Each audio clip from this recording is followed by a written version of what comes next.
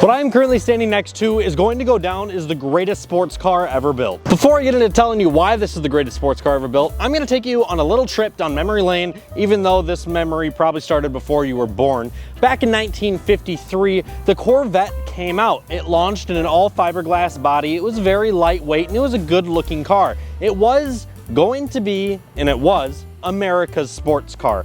Granted, it wasn't all that fast, but it had the looks and it had the handling, and it was ultimately a pretty fun car. Granted, when it came to anything performance-wise, it would not keep up with the Ferrari by any means possible.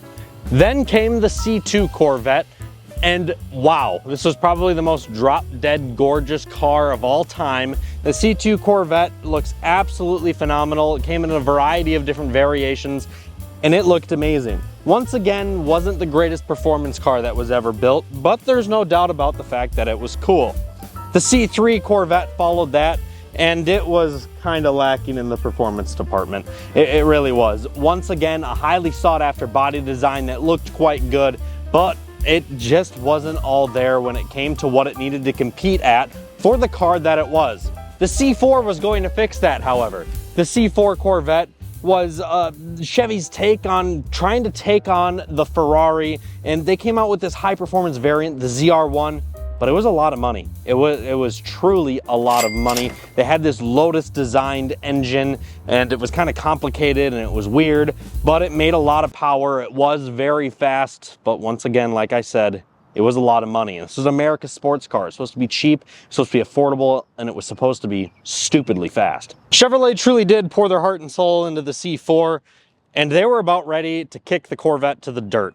It was costing them too much money. They were not getting enough sales out of it, and it was just not cutting it. They were going to cut the line entirely.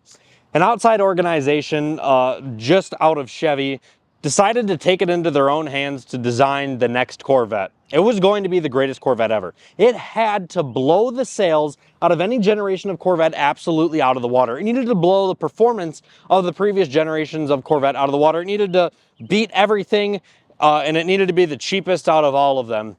And then 1997, Chevrolet launched the C5 Corvette, which to this day is the highest production and sales Corvette ever built.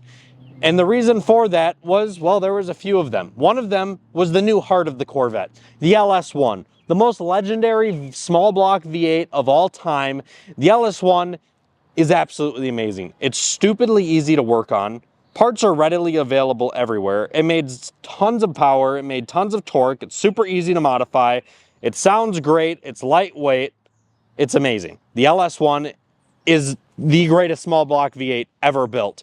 And there was multiple different iterations, and even to this day, we still have a lot of heart and soul in new Chevy V8s that have come from the LS1, which was originally launched in 1997 in the C5 Corvette. The C5 Corvette, however, didn't just need to have a good engine with a whole bunch of power, a whole bunch of torque, and a whole bunch of reliability. It needed to handle really well too. It needed to stop really well. It needed to be a great track car, because that's what America wants. They want an amazing sports car. So they took that transmission off the front of the engine like they had in the C4, and they put it right here. A transaxle was fitted to the C5 Corvette, and that's right, a transaxle in 1997. Now they did this crazy weird thing with the suspension that nobody's really ever seen before, but they flipped leaf springs. Apparently GM just can't get away from making trucks, I guess. But you know, leaf springs, they usually sit like this. Well, they flipped them this way and they put them like this, and then they put some shocks. And that's how they designed the suspension of the C5. Everybody thought it was weird, but it's good. So they have themselves a high horsepower, near perfect 50-50 weight distribution, two-door sports car that's extremely lightweight, made out of fiberglass, and it started breaking records. It started breaking a lot of them.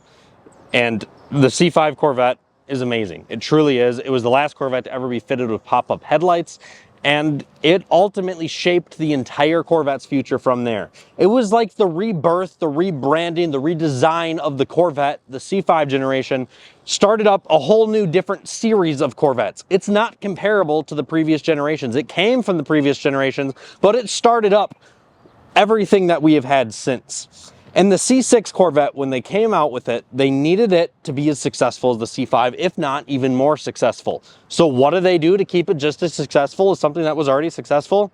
You don't fix what's not broke. The C6 Corvette is the most similar in generations to any other Corvette to the C5. The C5 and the C6 share more parts, more components than any other generation of Corvette ever built. The C6 and the C5 do have a lot of differences, but at the same time, there's a lot of things about them that are very similar. For the C6, they shortened it a little bit. They made it a little bit more narrow. Granted, the Z06 that we're standing next to here is a bit wider, but I'm talking about the bases here. The C5 was long, so they obviously shortened it. They kept a very similar suspension setup. They kept the same designed LS. Granted, they bored it out a little bit, made it a 6-liter. And then in 2008, they introduced the next variation of that, which was the 6.2-liter, the LS3. So the C6 came out with the LS2. Later in the generation of C6s, they came out with the LS3. What we're standing in front of here, which I will get into, is the Z06, which features the LS7. It's probably going to go down as one of the greatest V8s ever built, granted without heavily modifying by doing usually heads cam. They are known to drop valves here in the 7-liter V8. And then they had the LS9, which is like a ground-up redesign of the LS3, which you can find in the ZR1, and they put a big old supercharger on the top of it. I just wanted to go through that history to explain to you where this car came from. It came from a brand that was dying, that was going to be killed off, but it was revived by a generation of Corvette the world will always know and will always love. The C5 is an amazing car, and the C6 here exists today because that C5 came out. And the C6 here is so similar to the C5 in way more ways than the majority of the population knows. So you may be thinking, Austin, if the C5 and the C6 are so similar, why would you ever buy a C6 when the C5 is half the price of a C6? And I'm going to break that down for you now. The C5 and the C6 are kind of similar. They do have a lot of similar components and parts, but they made everything that was bad about the C5, revised it and made it better for the C6, which is going to make this car go down as the greatest sports car in history. If you guys are new to the channel, welcome. My name is Austin, and this is Apple Autos. If you guys are interested in purchasing this C6 Z06 Corvette, it is in excellent condition and it is currently available for sale. So if you're interested in purchasing this 20,000 mile pristine Z06, be sure to check out the link down in the description below. What's funny about Corvettes to me is that it seems like people that are younger hate on them a lot because of the generation of the community that is the, you know, my Corvette's rare type of thing, where the older that people get, they tend to enjoy them more because money becomes more of a factor as people get older and they start to realize that it is truly the best car that you can buy for the money. And there's zero questions about it.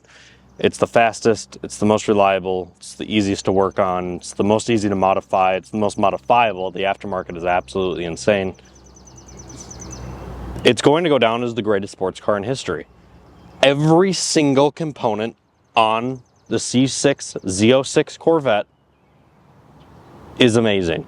The interior is a bit dated, I know, but you can't get around the fact that mechanically, every single component in this car had one purpose and one purpose only, and that was to be driven as hard as it possibly could, 24/7, 24 hours a day. The car is, it's just fantastic. And the feeling that you get behind the wheel of it, being able to pilot that LS7 is second to none amazing. The torque, the sound, the feeling you get behind the wheel all low, the big haunches on the corners of the hood, looking down the long hood, the short butt. It's just so cool that I have the opportunity to be standing next to one of these cars and to be able to drive one of these cars and experience one of these cars. Like, if you have the funds to do it and you're at a point in your life where you're ready to make a purchase like this, why wouldn't you? Like, why wouldn't you? We're at the point in time right now where there's never going to be a manual Corvette ever produced again. They're done. There's a very good chance that after the C8 here, there might not ever be a gas-powered Corvette ever again. It's very possible those might be done. We don't know yet. we're coming into a generation of these electric cars to where sometimes if you just go back and drive the really good ones, you get an understanding for how good things once were and just how good they still can be. So thank you, Chevy, for making this car. Thank you for, I mean, just, I can't even describe to you the amount of memories in my life I have, the amount of things I've gotten to experience, the amount of people that I have met, the amount of other people that are just like me who have started an entire life or lifestyle because of this car being built. People that are car enthusiasts that have a passion, a hobby, a life, and a purpose to themselves because this car was built. That, to me, makes it the greatest sports car ever. Let me know what you guys think of the C6 Z06 down in the comments below. In my personal opinion, I do truly see it going down in history as the greatest sports car ever built. I quite honestly don't know what could beat it when it comes to just the passion and the people that are all fueled by this vehicle.